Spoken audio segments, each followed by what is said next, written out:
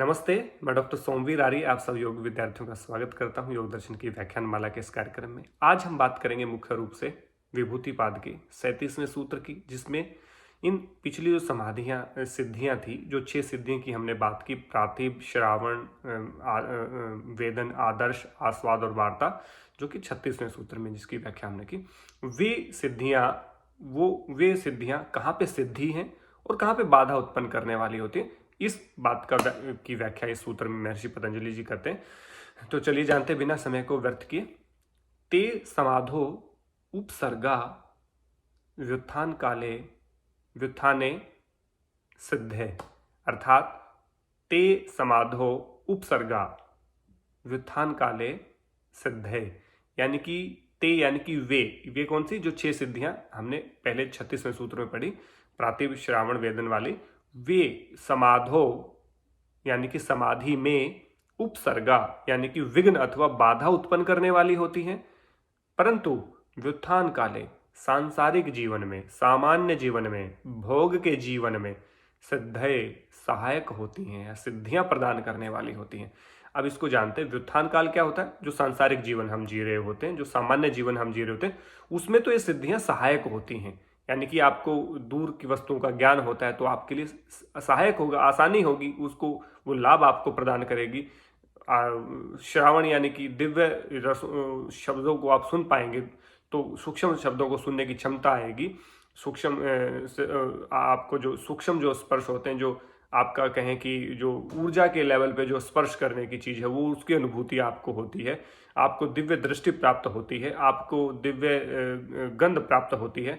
आप अच्छे से सभी रसों को, अच्छे रसों का आप को महसूस कर सकते हैं। इस प्रकार की तमाम सिद्धियां आपको सांसारिक जीवन में तो लाभ करेंगी, सांसारिक जीवन में आपके लिए सहायक होती हैं, बहुत ज़्यादा सहायक होती हैं, क्योंकि आपके ज्ञान को, आपके अनुभव को, आपकी सब चीज़ों को बढ़ाती हैं, आसान करती हैं, आसानियत आपको प्रदान करती हैं। परंतु यही सिद्धियां समाधि में तो उपसर्गा यानी कि विघ्न का काम करेंगी।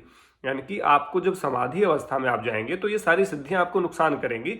ये सिद्धियां आपको कहीं ना कहीं पीछे लेकर के आती है, समाधि से में नहीं जाने देती। आसक्ति का भाव रहता है तो विरक्ति का भाव समाधि है, और आसक्ति का जो भाव है वो सांसारिक यानी कि व्युत्थान काल है। तो व्युत्थान काल में तो ये सिद्धियां सहायक हैं, परंतु समाधि की अवस्था में बाधक हैं, यानी कि ये विघ्न का काम करती हैं। इनको दूर हटाना बहुत जरूरी है, ये बात यहाँ पे मुख्य रूप से कोट करते हैं। इसी के साथ, सूत्र के साथ हमें ये पता चलता है कि विभूति पाद के बाद जो कैवल्य पाद की जो रचना महर्षि पतंजलि जी ने की, वो इसीलिए की कि सबसे पहले समाधि यानी कि लक्ष्य को निर्धारित कर दिया पहले पाद में। दूसरे पाद में उसको प्राप्त करने के लिए साधन कौन से होने चाहिए उनकी चर्चा उसमें कर दी।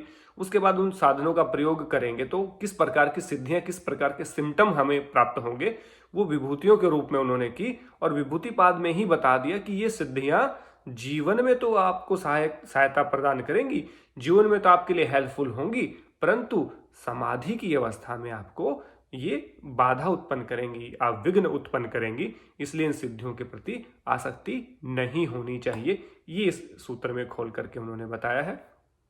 तो सभी समाधियां योग मार्ग में तो आपकी समाधि के मार्ग में बाधा है और व्युत्थान काल में सहायक है, सिद्धि प्रदान करने वाली।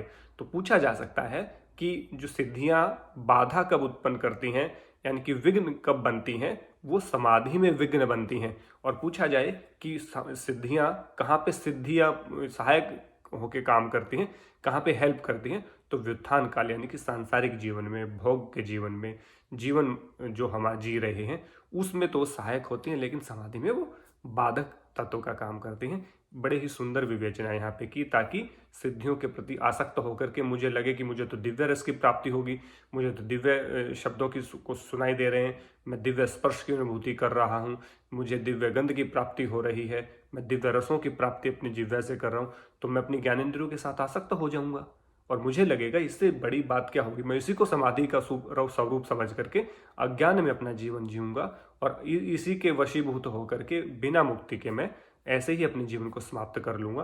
तो यहाँ पे इसलिए इस बात को कोट करना बहुत जरूरी था महर्षि पतंजलि जी द्वारा, जिसको कोट किया गया। तो इसलिए आप सबको इन सिद्धियों के प्रति आसक्त ना होकर विरक्ति का भाव करना है, यदि आपको समाधि की प्राप्ति करनी है तो। तो चलिए इसी के साथ आपको समझ आया होगा सूत्र और आपने नोट डाउन भी किया होगा।